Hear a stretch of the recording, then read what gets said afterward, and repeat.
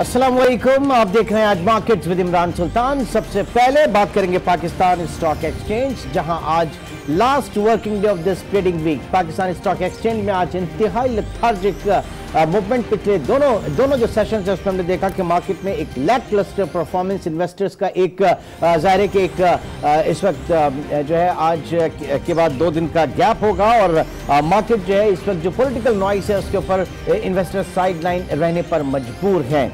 तो हम देख रहे हैं कि इस वक्त 39,244 ऑलमोस्ट वही पॉइंट्स जहां पे कल मार्केट ने क्लोजिंग की थी, इंडेक्स मौजूद है। 291 कंपनीज एट प्रेजेंट हमें एक्टिव नजर आ रही हैं, जिसमें 157 कंपनीज पॉजिटिव, 114 नेगेटिव और 20 companies unchanged with very thin volume. 163 million shares का वॉल्यूम जो है वो अब तक ट्रेड हुआ, जिसकी वैल्यू 3 बिलियन रुपीस के करीब रही।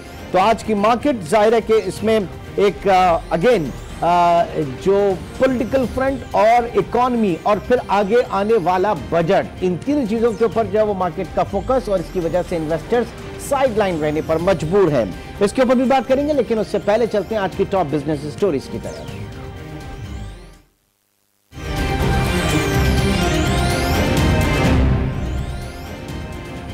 Canadian high commissioner Wendy Gilmour ने पाकिस्तान स्टॉक एक्सचेंज का दौरा किया। उन्होंने कहा कि दोनों ममालिक के दरमियान सरमायाकारी के वसी तर मौके मौजूद हैं। एमडी पाकिस्तान स्टॉक एक्सचेंज के हवाले से उन्होंने कहा,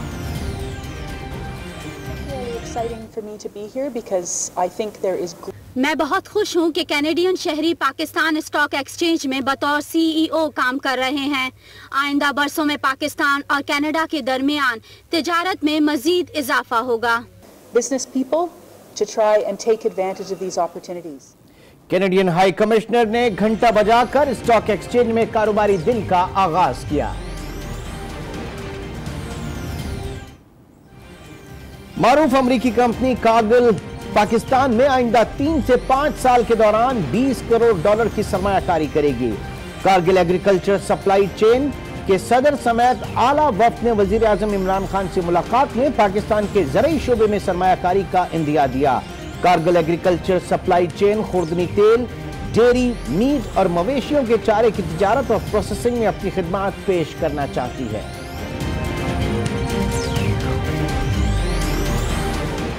और दिसंबर 2018 में मुल्क की करंट अकाउंट खसारा 37% नुमाया इजाफे से $1 अरब 66 करोड़ तक पहुंच गया, जो गुज़श्ता माह $1 अरब 21 करोड़ था। माहिरीन करंट अकाउंट खसारे में एक माह में $45 करोड़ इजाफे का सबब बढ़ता इंपोर्ट बिल बता रहे हैं, जो दिसंबर में 9% इजाफे से $4 अरब 60 करोड़ तक पहुंच गया।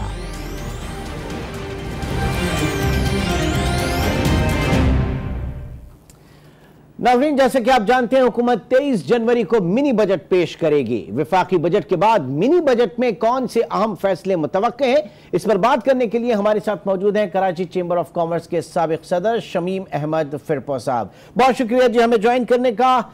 मिनी बजट से क्या उम्मीदें इस वक्त वापस की जा रही हैं? हमारी जो ताजिर बिरादरी है वो किस तरह से देख रही है मिनी बजट को? इस बात की उम्मीद रखते हैं कि इस मरतबा बजट लेकर आएंगे, उसमें वाकई आप जो कह रहे हैं उसके मुताबिक आप अच्छी, न सिर्फ अच्छी पॉलिसीज लेकर आएंगे, बल्कि कुछ इस तरह का माहौल पैदा करेंगे कि ताजिर, यानी जो आज छोटे से छोटा ताजिर और बड़े से बड़ा ताजिर जो है परेशान है, तो उसकी परेशानियां खत्म हो, क्योंकि सब वेट एंड सी कर रहे हैं। और ख़ास तौर से आपके इस मिनी बजट के ऊपर सबकी निगाहें हैं कि अब आप इसके अंदर क्या पॉलिसीज लेकर आते हैं। हमें कोई रिबेट नहीं चाहिए। हम तो कहते हैं कि ईज डूइंग बिजनेस के अंदर आप तमाम यूटिलिटीज़ के रेट जो है वो मुनासिब कर दें, ख़ास तौर से, और उनकी फराहमी जो है वो यकीनी बना दें। गैस नहीं होती, बिजली नहीं होती, इंडस्ट्री बंद हो जाती है। इंडस्ट्री बंद होती है तो जाहिर बात है कि जब चलती नहीं तो फिर उसमें टैक्स भी नहीं जाएगा और उसके अंदर एक्सपोर्ट भी नहीं हो पाएगी। तो ये सारी चीज़ें हैं। बुनियादी चीज़ यही है कि आप तमाम चीज़ों की फराहमी यकीनी बनाएं और रेट जो है वो रेट रखें जो हमारे रीजन में दूसरे ममालिक जो हमारे कंपटीटर हैं उनके रेट हैं। अगर आप उसके मुताबिक चलेंगे तो यकीनन काम बढ़ेगा। हम तो आज भी अल्हम्दुलिल्लाह इन हालात में भी काम कर रहे हैं, और आगे जब अच्छा वक्त होगा तो इंशाअल्लाह आप देखेंगे कि उसके अंदर हम न सिर्फ एक्सपेंशन करेंगे, जॉब क्रिएट करेंगे, मुल्क को फायदा होगा और मुल्क का यानी ज़र मुबादला जो है फिरपो साहब, आप कह रहे हैं कि मिनी बजट में दरामदी अशिया पर मजीद टैक्स लगेगा, तो क्या इससे इकोनॉमिक स्लो डाउन नहीं होगा? उसके बाद इसमें महंगाई में इजाफा नहीं होगा इससे? की बात को आपको फिर दोहराऊंगा कि उन्होंने ये कहा है कि हम रेवेन्यू कलेक्शन या रेवेन्यू बढ़ाने के लिए हम ये मनी बजट नहीं लेकर आ रहे, बल्कि हम अपनी एक्सपोर्ट बढ़ाने के लिए, ताजिरों को सहूलियात देने के लिए, जॉब्स क्रिएट करने के लिए, ये तमाम चीज़ें हमारी यानी क्या कहते हैं अवलीन तरजीह है। अगर वो अपने कहने मुताबिक करते हैं तो मैं समझता हूँ कि कोई ऐसा मसला नहीं है। दूसरी बात ये कि वक्ती तौर के ऊपर कुछ तकालीफ अगर हो लेकिन उसके लॉन्ग लाइफ नताइज अच्छे निकले तो उसके लिए तो मेरा ख्याल है कि हर पाकिस्तानी तैयार है, क्योंकि हम करप्शन से जान छुड़ाना चाहते हैं। हम ये चाहते हैं कि एक मरतबा वाइप ऑफ हो जाए ये सारे लोग और सारी यानी क्या कहते हैं जो करप्शन है वो ख़त्म हो जाए और एक नया पाकिस्तान जिसका वादा किया गया था अगर वो वाकई उसी स्पिरिट के साथ शुरू किया जाए तो हम तमाम ताजिर जो हैं उसमें बिल्कुल भरपूर तरीके शामिल होंगे। बहुत शुक्रिया शमीम अहमद फिरपुर साहब जो कि इस वक्त कह रहे थे, और हुकूमती वादे मेरे ख्याल से बहुत ज़्यादा इस वक्त जो है उसको वो फोकस भी कर रहे हैं कि कोई नए टैक्सेस नहीं लगेंगे। हालांकि इत्तलात ये है कि 150 अरब रुपए के नए टैक्सेस जो हैं वो लगाए जाएंगे, तो लामहला उससे गरीब आवाम या पूरी आवाम जो है उससे मुतासर होगी। इस वक्त जो इंडिपेंडेंट इकोनॉमिस्ट हैं वो ये बात मानने को तैयार नहीं कि 150 अरब रुपए के नए टैक्सेस लगे और आवाम पर उसका बोझ ना पड़े। फरीद आलम CEO एकेडी सिक्योरिटीज भी इस वक्त हमारे साथ मौजूद है। फरीद साहब, सबसे पहले मैं ये जानना चाहूंगा, इस हुकूमत ने एक सप्लीमेंट्री बजट पेश किया आने के बाद और उसके बाद अब मिनी बजट, तो ये रेवेन्यू का ये कहा जा रहा है कि रेवेन्यू बढ़ाने के लिए नहीं बल्कि एक्सपोर्ट ओरिएंटेड एक्सपोर्ट्स को बढ़ाने के लिए होगा। किस हद तक आप समझते हैं कि गुंजाइश निकलेगी? 150 बिलियन के अगर नेट टैक्सेस लगते हैं तो क्या इस पे आवाम के ऊपर इसका असर नहीं पड़ेगा? जी Imran, thank you very much. Point ये है कि इनकी नीयत पे कोई शक नहीं और ये जो एफर्ट्स कर रहे हैं उसके ऊपर भी कोई शक नहीं, लेकिन आप इस पॉइंट का इनसे पूछे, हमारे जो दोस्त बैठे हुए हैं, कि जो 30% हमारी जो डॉलर पहले ही जो रुपी डॉलर की पैरिटी खराब हुई उसका एक्सपोर्ट के ऊपर हमें कोई पॉजिटिव इफेक्ट क्यों नजर नहीं आया। दूसरा पॉइंट ये है कि जो ये मिनी बजट का लफ्ज है, मैं ये सोचता हूँ, ये मेरी पर्सनल राय है कि अगर जो इशू इन्होंने बगैर मिनी बजट कॉल इसको कहे कर सकते थे वो कर लेते और इस बजट के लिए 2-3 महीने इंतजार कर लेते तो कोई मुजायका नहीं था। अब जब थोड़ा प्रेशर, पॉलिटिकल प्रेशर है गवर्नमेंट के ऊपर, तो अब वो कह रहे हैं कि नहीं, इसमें आपको हम अच्छाइयाँ और रिफॉर्म्स और बेहतरी की तरफ ले जा रहे हैं। तो मेरा जाती ये ख्याल है कि अल्लाह करे ऐसा ही हो, लेकिन गवर्नमेंट जो है वो मिनी बजट आवाम को रिलीफ देने के लिए नॉर्मली नहीं करती आई, तो इसलिए इस पॉइंट को थोड़ा डाइजेस्ट करने में टाइम लग रहा है इंडस्ट्री को और इन्वेस्टर को। अब तो उन्होंने नाम भी चेंज कर दिया, मिनी बजट नहीं कर रहे हैं बल्कि रिफॉर्म पैकेज कह रहे हैं। बिजनेस रिकॉर्डर की लीड स्टोरी है आज की कि हुकूमत इसे रिफॉर्म पैकेज कह रही है।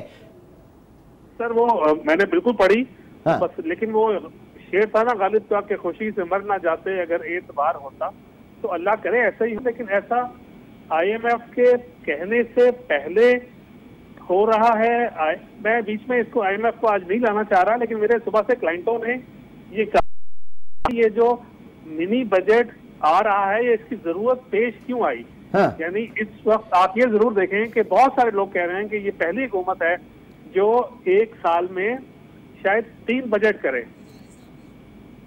तो खैर कतई नजर इस चीज के अभी जो मिनी बजट से होप लगा के बैठ गए हैं, और क्योंकि हमारे फाइनेंस मिनिस्टर ने कहा है कि इसमें कैपिटल मार्केट के लिए अच्छा है और इसलिए भी अच्छा है कि एक्सपोर्ट्स हमारी नहीं बढ़ रही।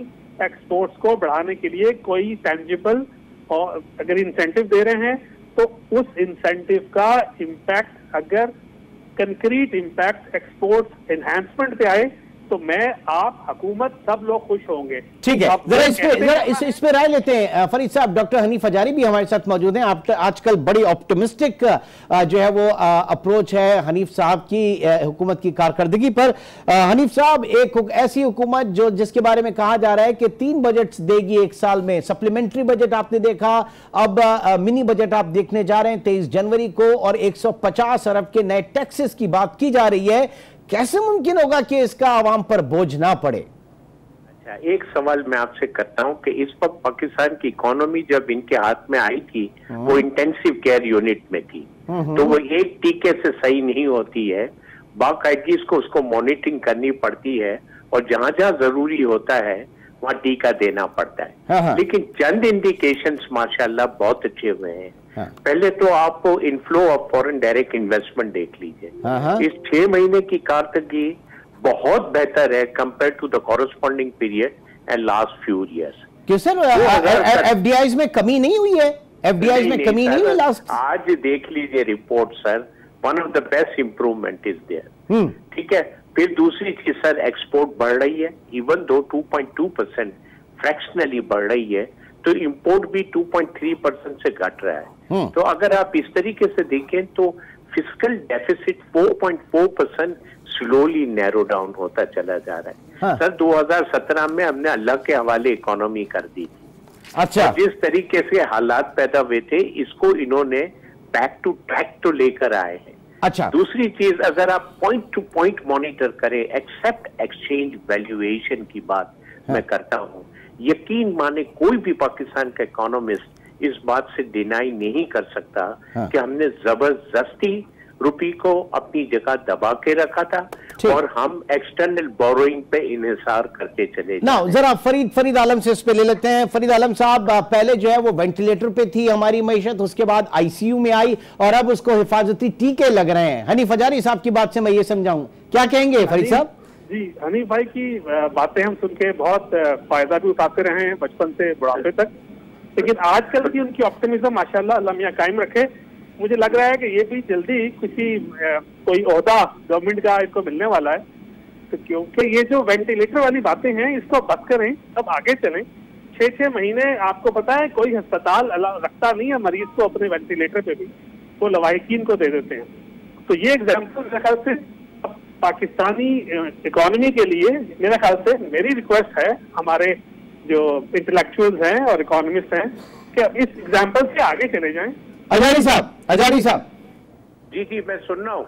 फरीद, देखिए एक तरफ अगर देखा जाए तो फरीद ने अभी खुद ही कह रहे थे कि जो मेजर्स ये अनाउंस करने वाले हैं स्टॉक एक्सचेंज के लिए, इसमें काफी हद तक इनकी डिमांड्स जो कि ये रेज कर रहे थे पूरी हो रही है। और आज एक और भी पिलर आया है। हनीफ साहब, ये मतलब स्टॉक एक्सचेंज आपकी इकोनॉमी का कितना बड़ा फ्रैक्शन है, कितना रिफ्लेक्ट करता है आपकी इकोनॉमी को? बड़ी नीश मार्केट है। अचानक आजकल पूरे पाकिस्तान के लोग बैरोमीटर स्टॉक एक्सचेंज को समझने लग गए कि इतना कैपिटल डूब गया, इतनी वो चीज हो गई। तो मैं उन्हीं की लैंग्वेज में, फरीद इसको बहुत अच्छी तरीके से समझेंगे क्योंकि he is one of the leading you can say analyst of ये तो हमारे सियासतदान है ना, वो कहते हैं कि स्टॉक मार्केट को कहां तक पहुंचा दिया था, स्टॉक मार्केट नीचे गिर गई। इसको आप और फरीद और दूसरे इकोनॉमिस्ट जो हैं उसको वो वेटेज तो नहीं देंगे उस तरह से मेरे ख्याल से, real in term of real economy.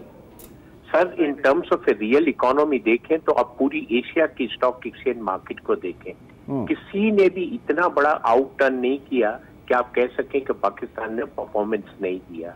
Pakistan के अंदर देखिए चंद चीजें हुई हैं। फॉर इंस्टेंस, एक पॉलिटिकल अनसर्टेनिटी थी जब इलेक्शन हो रहे थे। अभी तो और बढ़ गई है सर, अभी तो और बढ़ गई है, अभी तो और बढ़ गई है। अभी सर फ्रेंकली स्पीकिंग, आजकल कुछ चैनल्स पे जो कि पहले इमरान खान के गीत गाते थे, वो अचानक सैड नगमे गाने लग गए हैं।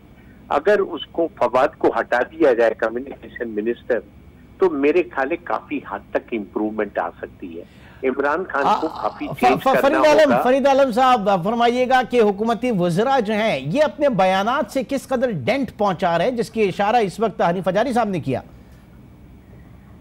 देखिए 2 पॉइंट्स हैं जो हनीफ भाई ने कहा और आपने जिससे बात शुरू की। ये इस वक्त सेंटिमेंट का मसला है और जो चीजें हैं उनको टाइम लगेगा ट्रैक पे आते हुए, लेकिन हाँ गुड न्यूज ये है कि थोड़े इकोनॉमिक इंडिकेटर बेहतर जरूर हुए हैं। क्योंकि स्टॉक मार्केट जो सबसे ज्यादा जो ड्राइंग रूम टॉक है, जिसका आपको लिटमस यानी रियल टाइम पे जो चीज चल रही है वो स्टॉक मार्केट है। बाकी रियल एस्टेट का आपके पास प्लॉट है, जब आप बेचने जाएंगे फिर आपको मार्केट चलेगी पता। आपने लिया था 10 लाख का, वो इस वक्त 5 का है, 6 का है, 8 का है, 10 का, आपको नहीं पता। तो सेंटिमेंट को डिराइव करने के लिए मार्केट का थोड़ा बेहतर होना या इसको अपनी खोई हुए मुकाम के करीब आना बहुत जरूरी है। तो सर मैं वही तो अर्ज कर रहा हूं कि इस वक्त कैपिटल मार्केट्स में गुंजाइश नहीं है, वहां पे लोग साइडलाइन होकर रह गए। आप जरा ट्रेडिंग वॉल्यूम्स देखें, ट्रेडिंग वैल्यू देखें, मिड साइज और स्मॉल साइज जो ब्रोकरेज हाउसेज हैं उनका धंधा करना मुश्किल हो गया, वो स्टेक के ऊपर लगे हुए हैं। एम आई राइट?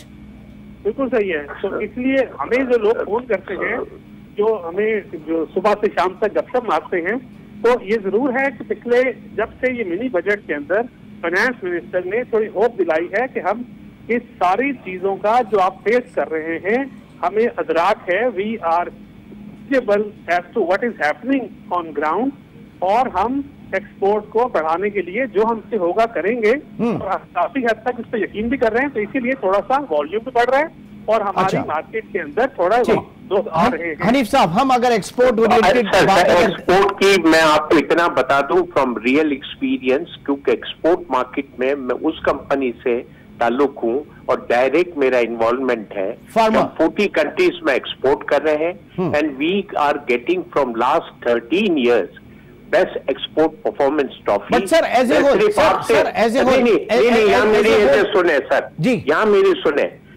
कॉटन टेक्सटाइल किसी को भी छोड़ दीजिए, pharma export is the most difficult export in the world. हमारे पास इस वक्त कैपेसिटी नहीं है, इतना वॉल्यूम ग्रोथ आ रहा है। सर इस वक्त लॉजिस्टिक्स इंडस्ट्री को उठा के देख लीजिए, एयरलाइंस के पास स्पेस नहीं है, सी में स्पेस नहीं है। माशाअल्लाह जब से ये बैरियर स्लो हुआ है, लोगों ने अपनी पुरानी फैक्ट्रियों को सही करना शुरू किया है। बहुत बहुत शुक्रिया सर, बहुत बहुत शुक्रिया। वक्त की कमी जो इस वक्त सामने आई, बहुत बहुत शुक्रिया। और हनीफ हजारी इस वक्त हमारे साथ मौजूद थे। अब देखना यह है कि क्या सूरत हाल रहती है। 23 जनवरी बिल्कुल करीब है जब मिनी बजट आना है और हुकूमती वादे, हुकूमती दावे के इसमें रिलीफ होगा आम आवाम के लिए, और स्पेशली एक्सपोर्ट को बूस्ट करने के हवाले से कुछ मेजर्स होंगे। क्या होगा आगे चल के देखेंगे इंशाल्लाह। आपसे अब नेक्स्ट वीक मुलाकात होगी। टिल देन टेक केयर, अल्लाह हाफ़िज़।